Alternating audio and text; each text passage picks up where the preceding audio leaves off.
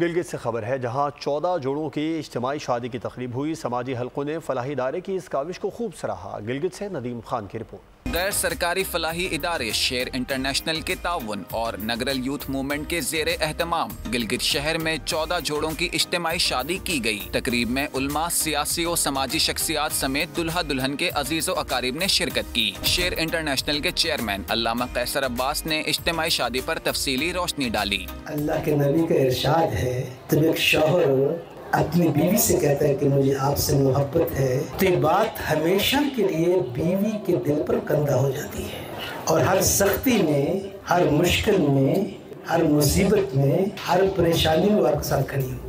سماجی حلقوں نے فلاحی ادارے کی اس کاوش کو خوب سراہا۔ اجتماعی شادی کی اس تقریب میں سیاسی سماجی شخصیات سمیت دلہا دلہن کے عزیز و اقارب نے شرکت کی۔ کیمرامین فرمان کریم بیگ کے ساتھ ندیم خان، بول نیوز، گلگت۔